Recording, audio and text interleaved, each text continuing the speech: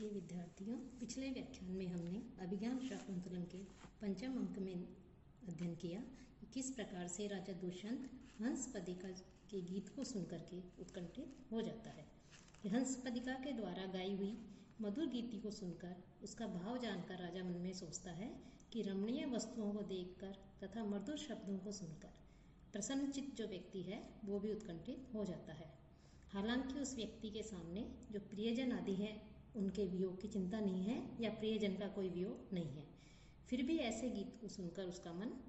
जो है खिन्न हो जाता है, व्यथित हो जाता है। इससे सिद्ध होता है कि मनुष्य अपने संस्कार रूप में सुदृढ़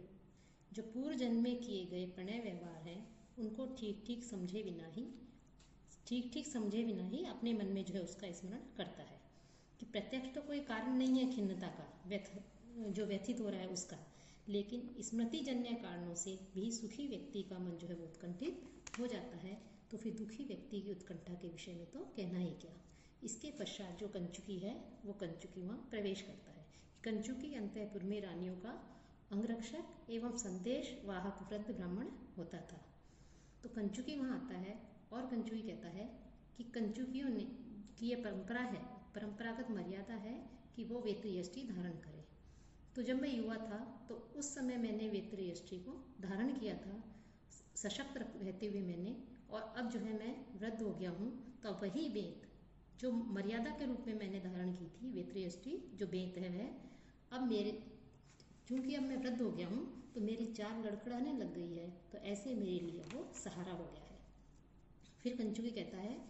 बहु कामम धर्म कार्यम अनतिपात्यम देवस्य, कि वो कि अरे महाराज जो हैं उनके धर्म के कार्य हैं, धार्मिक कार्य जो है उनमें विलंब नहीं करना चाहिए। तथापि इदानीं में धर्मासनाद उत्थिताय पुनः उपरोध कारिणी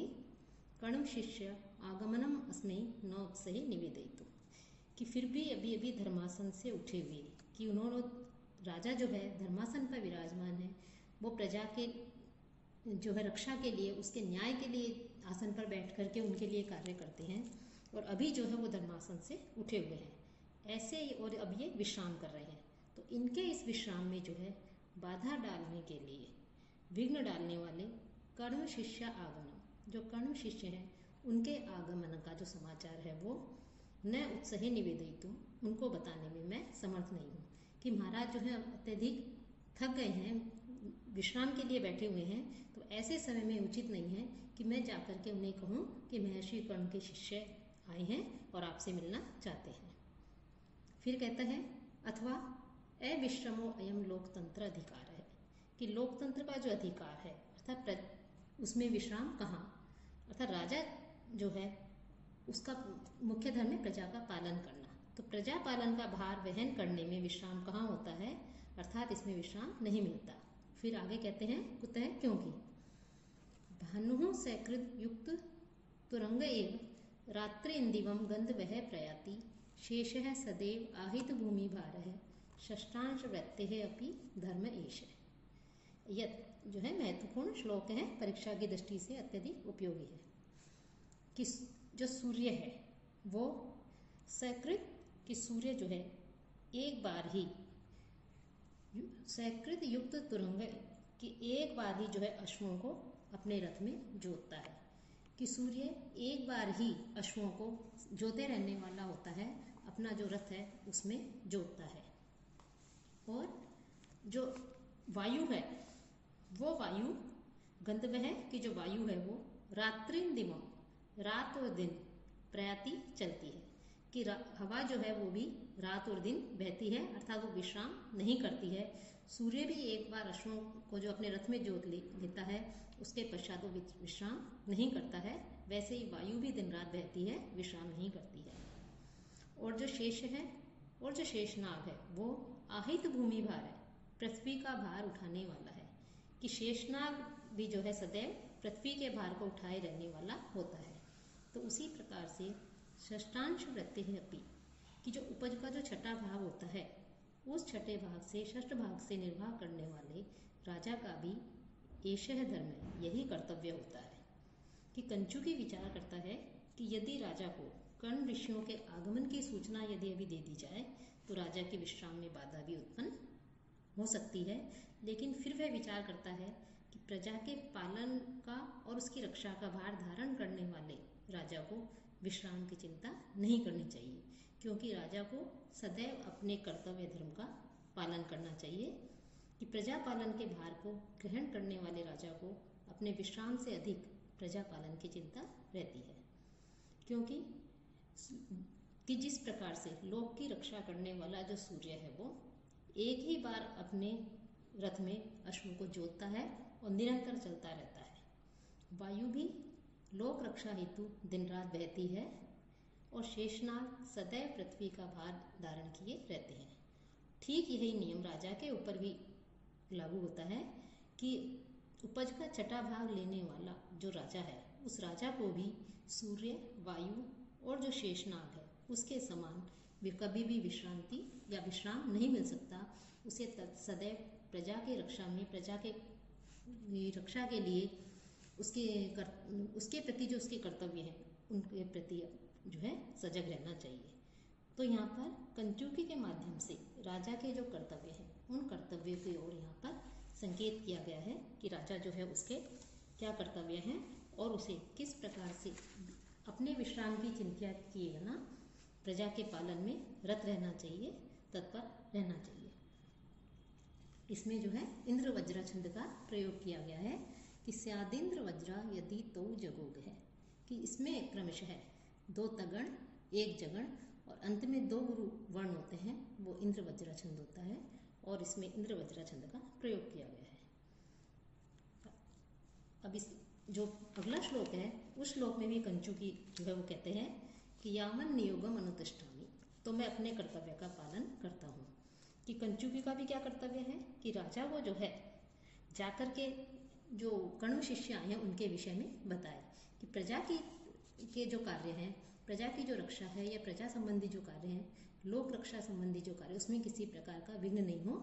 इसलिए राजा को बताना आवश्यक है। तो इसलिए राजा के विश्राम की चिंता नहीं करते हुए कंचुकी कहता है कि मैं भी मेरा जो कर्तव्य है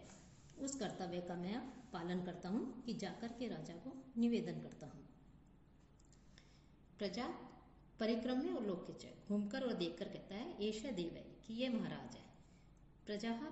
स्व इव तंत्रयित्वा निषेवते शांतमना विविक्तम यूथानि संचार्य रवि प्रतप्त है शीतम दिवा स्थानमिव द्वीपेंद्र। अब राजा को देखते हैं कि राजा जो है शांत स्थान, एकांत स्थान में बैठ करके, शांत स्थान में बैठ करके जो है वो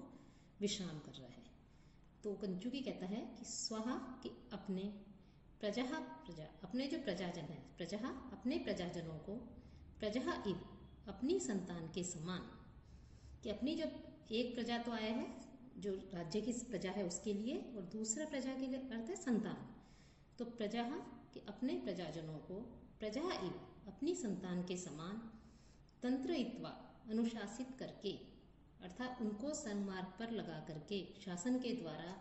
उनके जो कर्तव्य हैं उन कर्तव्यों पर लगा करके, सन्मार्ग पर लगा करके, शांत मना अत्यधिक थके हुए चित्त वाले, दिवा के दिन में, यूथानी जैसे हाथियों का झुंड होता है उन हाथियों के झुंड को संचार्य उनको जो है इधर उधर छोड़ करके, रवि प्रतप्त है कि धूप से पीड़ित, द्वीपेंद्र है कि जो गजराज होता है वो, शीतम स्थानम जैसे ठंडे स्थान में आकर विश्राम करता है, वैसे ही राजा भी जो है समस्त प्रजाजनों को अपने अपने कार्यों में नियुक्त करके, उन्हें संगमार्ग पर लगा करके, उन्हें अनुशासित करके, अब उस हाथी के समान ही शांत स्थान जो है विविक्तम निषेवते कि जो एकांत स्थान है, शांत स्थान है, शीतल स्थान है, उसका सेवन कर रहा है। कि राजा जो है एकांत स्थान पर अर्थात शांत स्थान पर विश्राम कर रहा है। तो कंचुकी कहता है कि प्रजा जो है उसके लोगों को स्वयं की संतान के समान शासन के द्वारा उचित मार्ग पर लगाकर, अर्थात करने योग्य जो कार्य हैं उनमें उनके नियुक्त करके शांत चित्त वाला होकर के यह राजा अब उसी प्रकार एकांत एवं शांत स्थान में जाकर विश्राम करता है कि जिस प्रकार एक गजराज होता है वो दिन में अपने झुंड के हाथियों को यथा योग्य जो चरागाह होता है तो उन्हें वहाँ भोजन के आदि के लिए उन्हें भेज देता है और स्वयं धूप से अत्यधिक संतप्त होकर के किसी एकांत या शीतल स्थान में जाकर विश्राम करता है, वैसे ही ये राजा भी विश्राम कर रहा है। कि प्रजा स्वाई, कि अपनी संतति की तरह प्रजा का पालन करके, यहाँ पर राजा जो है गजराज की तरह और अपनी प्रजा को क्या कर रहा है, राजा को गजराज के समान बताया है। और गजराज जो है हाथियों के झुंड को जैसे संचालन करता है, वैसे ही राजा भी प्रजा का संचालन करता है और प्रजा को अपनी संतान के समान राजा उसका पालन करता है। कि जैसे अपनी संतान को साम दाम दंड भेद आदि के द्वारा उसे उचित मार्ग पर लगाया जाता है, उसे सन्मार्ग पर प्रेरित किया जाता है, उसे कर्तव्य करने के लिए प्रेरित किया जाता है, वैसे ही राजा भी प्रजा को अपने अपने कार्यों में जो है उचित नीति के द्वारा उन्हें नियुक्त करता है। तो इस प्रकार से वो राजा के लिए कह रहे हैं कि ऐसे राजा को जो है अब इस समय बैठ करके वो विश्राम कर रहे हैं। पास में जाकर कहता है, जयतु देव है, महाराज की जय हो। एते खलु हिम गिरे उपत्य आरण्यक वासिन है, काश्यप संदेशम आदाय स स्त्री कहा तपस्विन है संप्राप्ता। कि महाराज की जय हो। कि एते खलु, कि ये हिम गिरे उपत्य, कि जो हिमगिरी है, जो हिमालय पर्वत है, उसकी जो तराई है, तलहटी है, वहाँ पर जो जंगल है, उस वन में निवास करने वाले जो महर्षि कर्ण है, उन महर्षि कर्ण का संदेशम आदाय, संदेश लेकर के स स्त्री का, स्त्रियों के साथ में तपस्वी जन जो है यहाँ पर आए हैं। श्रुत्वा देव है प्रमाण है, अब आप जो है जो उचित समझे वैसा करें। अर्थात मैंने आके आपसे निवेदन कर दिया कि महर्षि कर्ण के शिष्य आए हैं और उनके साथ में स्त्रियां भी हैं, तो अब आपको इस विषय में क्या निर्णय लेना है, तो ये आप मुझे बताएं। राजा कहता है सादरम, आदर के साथ, किम काश्यप संदेश हरिणे, क्या महर्षि कर्ण का संदेश लेकर के आए हैं। कंचुई कहता है किम, और क्या। फिर राजा कहता है तेन ही मद वचनात् विज्ञापयताम उपाध्याय है सोमरात है, तो मेरी आज्ञा से जो उपाध्याय सोमरात है उनसे कह दो कि अमुना आश्रम वासिन है, कि जो आश्रमवासी हैं, इन आश्रमवासियों का श्रोतेन विधिना, कि वेदों में जो इनके लिए उचित विधि बताई गई है कि इनका सत्कार कैसे करना चाहिए आश्रमवासियों का, उसके अनुरूप ही इनका सत्कार करके प्रवेशयितुम अर्हसि, वो स्वयं ही इन्हें यहाँ पर प्रवेश कराए, यहाँ लेकर आए। अहमपि, और मैं भी, तपस्वी दर्शनोचिते, कि तपस्वियों के दर्शन करने योग्य जो उचित स्थान पर है ऐसे उस प्रदेश पर, उस स्थान पे स्थित है, बैठा हुआ, प्रतिपालयामी, मैं उनकी का इंतजार करता हूँ। कि मैं जो है इस प्रकार से उनका इंतजार करता हूँ कि जो सोमपाल है उससे कहें, कंचुकी को कह रहा है राजा, कि यह आश्रम से आए हैं, तपस्वी जन हैं, ऋषि हैं, तो इनका किस प्रकार से आदर सत्कार करना चाहिए, वेदों में इनके लिए क्या विधि बताई गई है, उसके अनुसार इनका आदर सत्कार करके और उसके पश्चात इन्हें आदर के साथ में इन्हें प्रवेश कराएं। मैं भी कि तपस्वियों से मिलने के लिए किस प्रकार की वेशभूषा धारण करनी चाहिए, कैसे जो है उनका किस स्थान पर बैठकर उनका दर्शन करना चाहिए, तो मैं भी योग्य स्थान पर बैठ करके उनकी प्रतीक्षा करता हूँ। कंचुई कहता है यद आज्ञा पैती देव है, कि महाराज जैसी आज्ञा देते हैं। राजा उठ करके कहता है वेत्रवती अग्नि शरणम मार्गम आदेश है, कि जो अग्नि शरण है, जो यज्ञशाला है, उसका मार्ग दिखाओ, कि अग्निशाला का, यज्ञशाला का जो है मार्ग बताओ, क्योंकि ऋषि आए हैं और ऋषि हैं, तपस्वी हैं, इनसे जो है वही स्थान जो है इनसे मिलने के लिए उचित है। तो कह रहे हैं कि अग्निशाला जो है उसका मार्ग दिखाओ, जहाँ बैठ करके मैं इनका दर्शन कर सकूं। फिर इसके पश्चात प्रतिहारी कहती है इतः इतो देव है, महाराज इधर से आइए, इधर से आइए। राजा परिक्रांति, चारों घूम करके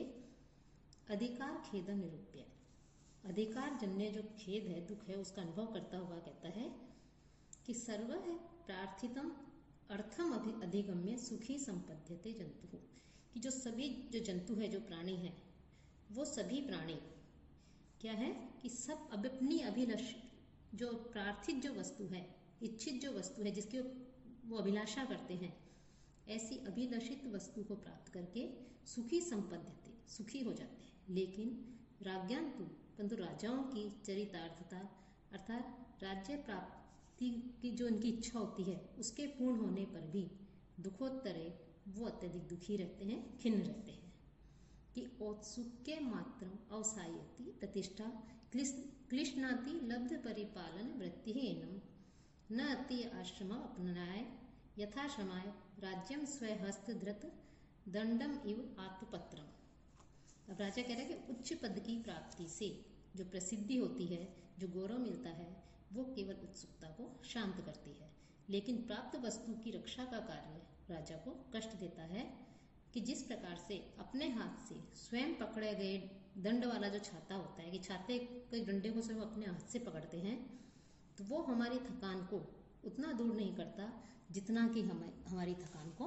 उत्पन्न करता है। कि प्रतिष्ठा के उच्च पद की प्राप्ति जो है वो औत्सुक्य मात्रम अवसायति, जो उत्सुकता मात्र है उस उत्सुकता मात्र को शांत करती है। लब्ध परिपालन वृत्ति, लेकिन प्राप्त हुए की रक्षा करने का जो कार्य है वो एनम राजा को क्लिश्नाति अत्यधिक पीड़ित करता है, अत्यधिक कष्ट देता है, दुखी करता है। कैसे, किस प्रकार से? स्वहस्त धृत दंडम, अपने हाथ में धारण किए हुए दंड वाले, राजा के पक्ष में दंड आदि के द्वारा जिस प्रकार से वो राज्य चलाता है, तो अपने हाथ में धारण किए हुए दंड वाले आत्मपत्रम, जो छाता होता है, अपने हाथ में छाता पकड़ रखा है, तो वो छाते को पकड़ने के कारण अति श्रम अपनाया है, अत्यधिक थकावट को दूर करने के लिए उतना दूर नहीं करता वो छाता, क्योंकि उसका दंड अपने हाथ से पकड़ रखा है और उससे अत्यधिक उसे थकान हो रही है, जितना कि उसे क्षमाए, जितना कि उसके थकान को उत्पन्न करता है। कि उच्च पद की प्राप्ति जो कहती है केवल उत्सुकता को शांत करती है। उच्च पद को प्राप्त कर लेने पश्चात उसकी रक्षा करना बहुत अधिक कठिन होता है। कि राजा कहता है कि नवीन राज्य आदि प्राप्त कर ले तो उससे केवल गौरव प्रसिद्धि प्राप्त होती है और राजा की उत्कंठा जो है वो दूर हो जाती है। लेकिन प्राप्त जो राज्य है उस राज्य आदि की रक्षा करना राजा का अत्यधिक कष्टदायक होता है। अतः राजा बनकर गौरव प्राप्त कर लेना, यश प्राप्त कर लेना, ये तो आसान है, लेकिन उस प्राप्त राज्य की रक्षा का जब उत्तरदायित्व तो संभालना पड़ता है तो बड़ी कठिनाइयों का सामना करना पड़ता है। अतः राज्य की प्राप्ति उस छाते के समान है जिसका दंड जो है स्वयं अपने हाथ से पकड़ा गया हो। अर्थात जिस प्रकार स्वयं अपने हाथ से छाते का दंड पकड़ने से अत्यधिक थकान अधिक होती है, विश्राम कम मिलता है, उसी प्रकार राज्य प्राप्ति से दुखी अधिक मिलता है, सुख जो है बहुत कम मिलता है। ये औत्सुक्य मात्रा कि प्रत्येक व्यक्ति को ये उत्सुकता रहती है कि उसे उच्च पद प्राप्त हो, परंतु जब वह उच्च पद को प्राप्त कर लेता है तो उत्सुकता तो समाप्त हो जाती है, उत्कंठा समाप्त हो जाती है। लेकिन उस पद प्राप्ति के पश्चात जो उसके सामने कर्तव्य आते हैं, उसके वो जो है उसके सामने कठिनाइयाँ आती हैं, तब जो है आराम मिलना अत्यधिक दुर्लभ हो जाता है। और साथ ही साथ लब्ध परिपालन वृत्ति कि प्राप्त जब तक वस्तु को प्राप्त नहीं करते तब तक हमारे मन में उत्कंठा उत्सुकता रहती है, लेकिन जब वस्तु प्राप्त हो जाती है तो उसकी रक्षा का भार जब उठाना पड़ता है, जिम्मेदारी उठानी पड़ती है, तो अत्यधिक कठिनाई का अनुभव होता है, अत्यधिक कठिन होता है उसकी रक्षा करना। साथ ही साथ और इस प्रकार से और उस वस्तु की रक्षा करना या राजा का पद प्राप्त करने के उपरांत रात रात पर जाग करके प्रजा के प्रति अपने कर्तव्यों का पालन करना, ये जो है बहुत ही अधिक कष्ट देने वाला होता है। फिर नेपथ्य पर्दे के पीछे से आवाज आती है वैतालिकों की। जो वैतालिक होता है वो कहते हैं विजयतान देव है, महाराज की जय हो। प्रथम है, पहला कहता है स्व सुख निरभिलाष है खिद्ध से लोक हेतु प्रतिदिनम अथवा ते वृत्ति एवं विधे अनुभवती ही मूर्धना पातपह तीव्रम उष्णम शम्यति परितापम छायया संश्रितानाम। अब वो वैतालिक आकर के जो है, वैतालिक होते हैं जो स्तुति पाठ करने वाले होते हैं, स्तुति पाठक, वो राजा का स्तुति गान करते हुए कह रहे हैं कि स्व सुख निरभिलाष है, कि अपने सुख की अभिलाषा नहीं करने वाले। कि जो प्रथम स्तुति पाठ करने वाला जो होता है, प्रथम वैतालिक होता है, वो राजा की विशेषता बतलाते हुए कहता है कि स्व सुख निरभिलाष है, अपने सुख की अभिलाषा नहीं रखने वाले, लोक हेतु प्रजाजनों के लिए, प्रजा के हित के लिए खिन्न से अत्यधिक कष्ट सहते हैं, पीड़ित होते हैं। साथ ही साथ अथवा ते वृत्ति एवं, अथवा उनका कार्य व्यवहार ही एवं विधाय, उनका कार्य व्यापार या उनका राजा का कार्य ही इस प्रकार का है कि ही, क्योंकि पादपः की जो वृक्ष होता है वो मूर्धना अपने सर के ऊपर तीव्रम उष्णम अनुभवती, प्रचंड जो धूप है, तेज है, उसको सहन करता है, लेकिन छाया संश्रिताना, अपनी छाया में, अपने आश्रय में आए हुए जो लोग हैं उनको छाया दे करके परितापम, उनके संताप को शम्यति, दूर करता है। अर्थात जो वैतालिक है, स्तुति पाठ करने वाला है प्रथम, वो राजा से कहता है कि हे राजा, आप अपने सुख के लिए इच्छा नहीं करके निरंतर प्रजाजनों के हित के लिए कार्य करते हो, अत्यधिक कष्ट का अनुभव करते हो, कष्ट उठाते हो। आप जैसे लोग की रक्षा करने वाले जो सम्राट है, राजा का है, उनका कार्य ही यही है कि वो अपने स्वयं के सुख की चिंता नहीं करके प्रजा सुख के लिए तत्पर रहे हैं। अर्थात आपका आचरण ही ऐसा है कि आप प्रजा के लिए कार्य करते रहे। और यहाँ पर वो वृक्ष का उदाहरण देते हुए, वृक्ष का दृष्टांत देते हुए वैताली कहता है कि जिस प्रकार से वृक्ष अपने मस्तक पर असहनीय जो तेज प्रचंड जो धूप होती है उसको सहन करता है, लेकिन अपने आश्रय में आए हुए, अपनी छाया में बैठे हुए जो प्राणी हैं, जीवधारी हैं, उनको छाया दे करके उनके संताप दूर करता है। तो अर्थात यहाँ पर इस पद्य का जो सार वो यही है कि राजा का कार्य स्वयं जो है दुखों को सहन करके प्रजा वर्ग को सुख प्रदान करना है। जिस प्रकार वृक्ष अपने ऊपर असह्य धूप को सहन करता हुआ अपने आश्रितों को छाया देकर उनका आतपजन्य जो संताप है उसको दूर करता है, उसी प्रकार प्रजाजनों के हित में तत्पर रहने के कारण आप जो है प्रजा के दुखों को, कष्टों को दूर करने वाले होते हैं। और दूसरा जो वो है स्तुति पाठ करने वाला वैतालिक, वो कहता है नियम यसी कुमार्ग प्रस्थितान आत्मदंड है प्रशम यसी विवादम कल्पसे रक्षणाय तनुषु विभवेशु ज्ञाति है संतु नाम त्वयि तु परिसमाप्तम बंधु कृत्यम जनाना। अब दूसरा जो स्तुति पाठ करने वाला है वो कह रहे हैं कि आत्मदंड है कि राजदंड को धारण किए हुए कुमार्ग प्रस्थितान, कि जो कुमार्ग पर जाने वाले हैं, बुरे मार्ग का आश्रय लेने वाले हैं, कुमार्ग पर चलने वाले लोगों को तुम जो है नियम्यसी, आप उनको नियंत्रित करते हो। साथ ही साथ विवादम प्रशम्यसी, जो विवाद हैं, प्रजाजन है, प्रजाजनों के बीच में कोई किसी चीज को लेकर के, किसी वस्तु को लेकर के या किसी विषय को लेकर के विवाद हो जाते हैं, तो उनके उन विवादों को प्रशम्यसी, आप शांत करते हैं। रक्षणाय कल्पसे, और आप उनकी रक्षा करने में पूर्ण रूप से तत्पर रहते हैं, समर्थ होते हो। एतनुषु विभवेशु ज्ञाति है संतु नाम, कि एतनुषु विभवेशु, अत्यधिक संपत्तियों के होने पर, ज्ञाति है कि जो संबंधी जन है, बंधु बांधव है, वो संतु नाम, वो भले ही बहुत सारे संबंधी बन जाए हमारे पास धन होने पर, ऐश्वर्य होने पर, लेकिन प्रजाना की जो प्रजाजन है, उन प्रजाजनों का बंधु कृत्यम, बंधु बांधवों के द्वारा किया जाने वाला जो कार्य है वो त्वयि परिसमाप्तम, वो आपके ऊपर ही पूर्ण होता है। कि राजा जो है उसकी स्तुति करते हुए, उसकी प्रशंसा करते हुए, जो दूसरा जो वैतालिक है वो कहता है, हे राजन, आप राजदंड धारण करके सब तरह से प्रजा का कल्याण करते हैं, अनुचित कार्य करने वालों को दंड देकर के सन्मार्ग पर लाते हैं, कि आवश्यकता पड़ने पर कुमार्गियों को, जो कुमारगामी है, उनको सन्मार्ग पर लाते हैं। साथ ही साथ जब कभी प्रजाजनों के बीच कोई विवाद या झगड़ा होता है, तब आप जो है उनको शांत करते हैं और उन्हें समझा करके उनकी रक्षा करने में भी पूर्ण रूप से आप जो है समर्थ होते हैं। यह संभव है कि विशेष जो धनवान जो लोग होते हैं, जो धन संपत्ति जिनके पास होती है, तो जो धन संपत्ति से युक्त है, ऐश्वर्य से युक्त है, ऐसे व्यक्तियों के तो अपरिचित जो लोग हैं वो भी उसके अपने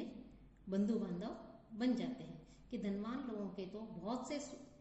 लोग, दूर दूर के लोग भी उसके बंधु बांधव बन करके आ जाते हैं, लेकिन जो साधारण प्रजाजन है, जो निर्धन जो प्रजाजन है, सामान्य जो लोग हैं, उनके तो आप ही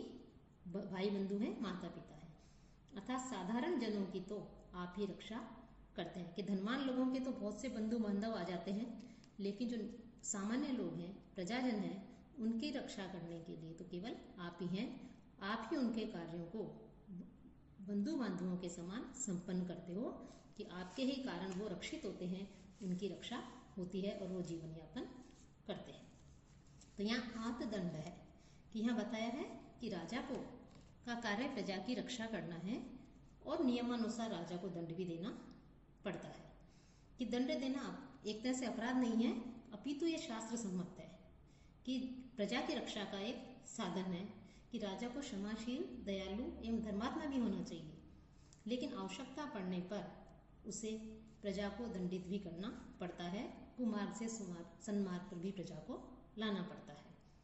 साथ ही साथ प्रचुर मात्रा में संपत्ति रहने पर तो प्राय भी अपने बन जाते हैं, दूर दूर के संबंध निकाल करके अपने से जो है संबंध बना लेते हैं, रिश्तेदारी बना लेते हैं। लेकिन जब निर्धन व्यक्ति होता है तो उससे अपने भी मुंह मोड़ लेते हैं। तो जो ऐसे जो लोग हैं, जो सामान्य लोग हैं, निर्धन जो लोग हैं, उनके भाई बंधुओं द्वारा किए जाने वाले जो कार्य हैं वो आप ही करते हैं। विपत्ति में आप ही उनकी सहायता करते हैं, विवाद होने पर आप ही उनका निपटारा करते हैं और इस प्रकार से उन्हें कुमार्ग पर जाने से भी रोकते हैं। तो ये सारे बंधु बांधवों द्वारा किए जाने वाले कार्य आपके द्वारा ही पूरे होते हैं। राजा कहता है एते क्लांत मनस है पुनः नवीकृता है, इसमें कि इस प्रकार से अपनी प्रशंसा को, अपनी स्तुतियों को सुनकर के राजा प्रसन्न हो जाता है और कहता है कि दुखी मन वाला होता हुआ मेरे अंदर पुनः जो है नवीन ऊर्जा का संचार हो गया है, नवीन उत्साह मेरे अंदर आ गया है। द्वारपाल कहता है एष प्रतिहारी कि एष अभिनव सम्मार्ज स श्रीक है, कि तत्काल जिसकी अभी स्वच्छ किया है, सफाई की है, ऐसा मनोहर सन्निहित होम धेनु अग्नि शरणा आलिंद है, कि हवन के उपयोग में लाई गई, लाने की हवन के जिस उपयोग में जिसके दूध दही घी आदि लाया जाता है, ऐसी गाय से युक्त जो ये अग्निशाला है, यज्ञशाला है, इसका ये जो है वेदी है, चबूतरा है, इसके ऊपर आरोहतु देव है, महाराज आप इसके ऊपर चढ़े। राजा आरोह्य चढ़ करके परिजनावलंबी तिष्ठति, सेविका के कंधे का सारा लेकर के वहाँ स्थित होते हैं। वेत्रवती किम उद्देश्य भगवता काश्यपेन मत सकाशम ऋषि है प्रेषितः स्युः, हे वेत्रवती किस उद्देश्य से भगवान कश्यप ने जो ऋषि हैं, इन ऋषियों को मेरे पास भेजा होगा। कि जो महर्षि कर्ण हैं, उन्होंने अनुमान लगाते हैं राजा कि किस कारण से उन्होंने इन्हें मेरे पास भेजा होगा। अभी जो 9वां श्लोक है इसका हम अगले व्याख्यान से अध्ययन करेंगे।